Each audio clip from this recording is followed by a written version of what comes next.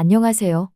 오늘은 많은 아내분들이 공감하실 만한 주제에 대해 이야기를 나눠보려 해요.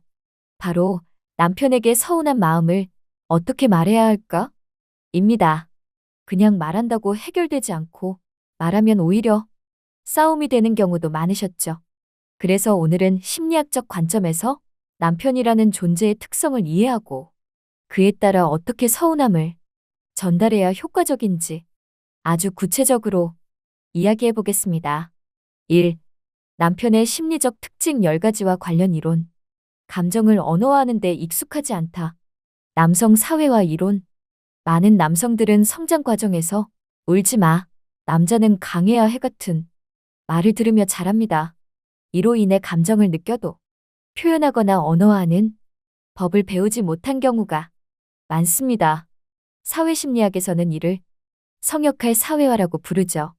그러다 보니 아내가 서운하다고 말하면 그 감정을 함께 느끼기보다 내가 뭘 잘못했지? 식으로 방어적으로 반응하게 됩니다. 아내의 감정을 받아들이기보다 자기 잘못을 지적받았다고 느끼는 거예요. 문제 해결형 사고에 익숙하다. 솔루션 중심 사고. 남성은 감정을 나누는 것보다 문제를 해결하는데 집중하는 경향이 있습니다. 예를 들어 아내가 요즘 나 너무 힘들어 라고 말하면 쉬어 라고만 말해버리는 거죠. 힘들다는 감정을 함께 느끼는 것이 아니라 힘들다는 상태를 고쳐주려는 것에 집중하는 거예요. 심리학에서는 이를 솔루션 중심 사고라 합니다.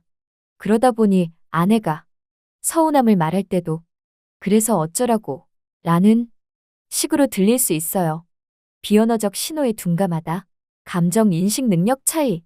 남편들은 아내의 말투, 표정, 분위기 같은 비언어적 신호를 읽는데 어려움을 겪는 경우가 많아요. 심리학에서는 이것을 감정 인식 능력의 성차로 설명합니다. 여성은 타인의 감정에 민감하게 반응하는 경향이 있지만 남성은 비교적 둔감할 수 있어요. 그래서 아내가 괜찮아 라고 말할 때 괜찮지 않다는 걸 모르는 거죠. 방어적 자아 self-defense 작동, 방어기제. 아내가 서운함을 이야기하면 남편은 자주 방어적으로 반응합니다. 심리학에서는 이를 자아 방어기제라고 해요. 비난이나 책임 추궁으로 느껴져서 자신을 지키기 위해 방어적인 태도를 취하게 됩니다. 예를 들어, 당신은 나한테 관심이 없어 라고 말하면 아니야, 나 나름대로 노력하고 있어 라고 반박하게 되는 거죠. 일 중심의 정체성, 역할 고정화. 많은 남편들은 자신을 가장의 역할에 고정시킵니다. 일이 곧 책임이고 그것만 잘하면 되는 줄 아는 거예요. 애착 이론에 따르면 이는 정서적 접근보다는 기능적 역할 수행에 익숙한 사람들에게 나타나는 특성입니다. 이런 남편에게는 감정적 소통보다는 실질적 기여에 대한 인식이 강합니다. 피곤과 스트레스로 감정 고갈, 자원 고갈 이론. 매일 반복되는 업무, 스트레스와 육체적 피로는 남편에게 감정적 자원을 소진시킵니다. 스트레스를 많이 받는 상태에서는 타인의 감정에 반응할 여유도 줄어들죠. 이걸 심리학에서는 자원 고갈 resource depletion 이라고 합니다. 이럴 때 아내가 서운함을 표현하면 충분히 공감하기보다 그 얘기 나중에 하자 는 반응이 나올 수 있어요. 권위적인 아버지 밑에서 자란 경우 대물림된 관계 패턴. 자신의 아버지가 감정 표현 없이 권위적인 방식으로 가족을 대했다면 그 방식이 남편에게 무의식적으로 내면화됐을 가능성이 있습니다. 가족 치료 이론에서는 이를 다세대 전수 이론이라고 합니다. 아내가 감정을 말하는 방식이 낯설고 불편하게 느껴질 수 있어요. 감정을 표현하는 것이 약함이라고 생각함. 남성성 규범. 심리학자 데이비드 브룩스는 현대 사회에서도 남성성에 대한 왜곡된 신념이 여전히 존재한다고 말합니다.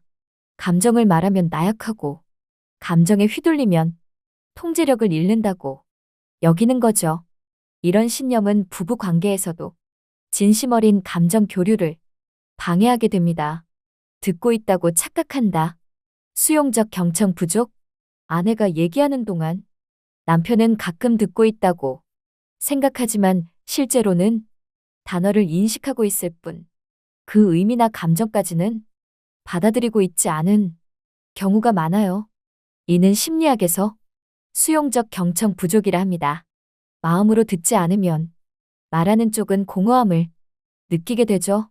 문제를 축소하거나 회피하려는 성향, 회피적 대처 방식, 갈등 상황에서 회피하려는 성향은 남성에게서 자주 발견됩니다.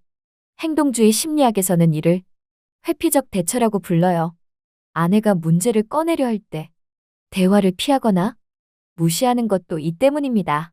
그 순간의 불편함을 피하려 하지만 결국 문제는 더 깊어지게 됩니다. 이 아내가 서운함을 제대로 말하는 방법 10가지 전략. 감정보다는 경험을 중심으로 말하기.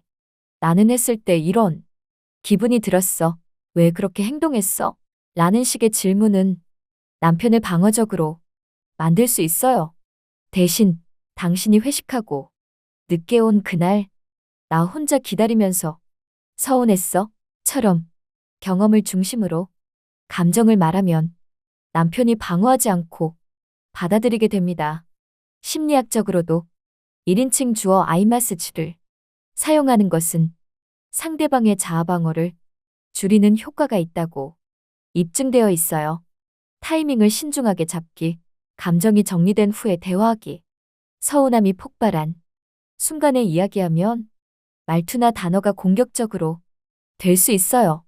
남편이 피곤하지 않고 아이들도 잠든 조용한 시간에 얘기 좀 할 수 있을까? 하고 천천히 시작하는 게 중요해요. 감정의 골든타임을 피하는 것. 이건 굉장히 큰 차이를 만들어요. 비난하지 않고 묻기. 혹시 그때 무슨 생각이었어? 비난은 곧바로 방어로 이어져요. 당신은 왜 나한테 그렇게 말해? 대신 혹시 그때 무슨 생각으로 그렇게 말한 거야? 라고 묻는 건 남편의 생각을 존중하는 느낌을 줍니다. 인지행동 치료에서도 상대의 생각을 묻는 접근은 갈등을 줄이는데 효과적이라고 해요. 비교하지 않기. 남편 누구는 이런다더라. 금지. 친구 남편은 다 해준다는데 당신은 왜 그래? 는 절대 금물이에요. 비교는 상대의 자존심을 건드리고 문제 해결이 아니라 감정 싸움으로 흐르게 만들어요. 남편은 아내가 다른 사람을 기준으로 나를 평가한다고 느끼면 상처를 받습니다. 서운함을 누적시키지 말기. 작은 감정은 그때그때 표현하기.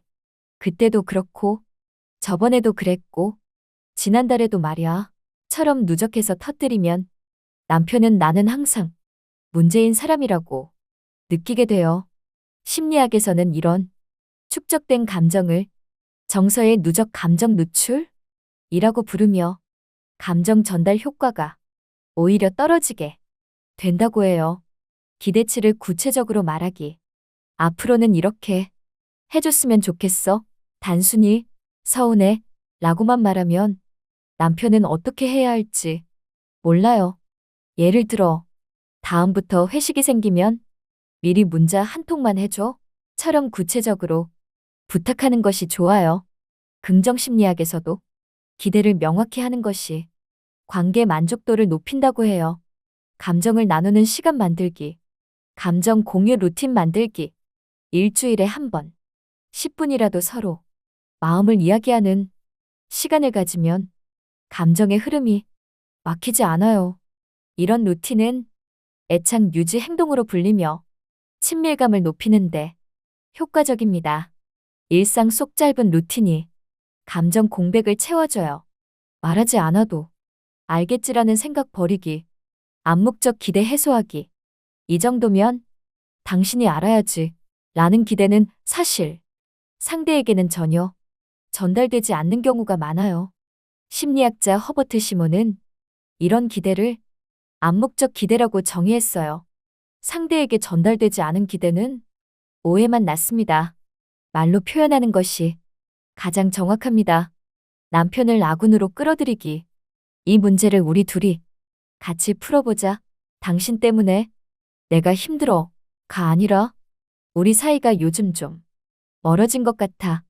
같이 해결하고 싶어. 라고 말하면 남편도 방어보다 협력적으로 반응하게 됩니다. 시스템 이론에서는 갈등을 공동 문제로 접근해야 해결 가능성이 커진다고 말합니다. 칭찬과 긍정 피드백, 함께 사용하기, 감정 전달 후 마무리는 따뜻하게. 사실 요즘 당신이 아이랑 잘 놀아줘서 고맙기도 해. 그런 부분 보면 또 사랑스러워. 서운함을 말한 뒤 이런 한마디가 들어가면 감정이 긍정적으로 마무리됩니다. 인간은 마지막 인상이 가장 오래 남는 종결 효과를 가진다고 하니까요. 결론 서운함은 감정의 끝이 아니라 연결의 시작입니다. 오늘 이야기의 핵심은 이거예요. 서운함을 잘 말하는 것은 관계를 끝내자는 게 아니라 더 이어가고 싶다는 신호다. 감정을 말할 줄 아는 사람은 용기 있는 사람이고, 감정을 들어줄 줄 아는 사람은 성숙한 사람입니다. 남편을 이해하면서 나의 감정도 존중받기를 바라는 마음, 이 두 가지가 동시에 가능하다는 것을 우리가 대화로 증명해 갈 수 있습니다. 관계는 대화에서 무너지지만 관계 역시 대화로 다시 시작될 수 있습니다. 오늘 이야기가 감정을 말하지 못해 혼자 마음 아리했던 많은 분들에게 도움이 되었길 바랍니다. 함께 마음을 다스리고 사랑을 다시 회복해가는 시간이 되었으면 좋겠어요. 도움이 되셨다면 구독과 좋아요 부탁드립니다. 감사합니다.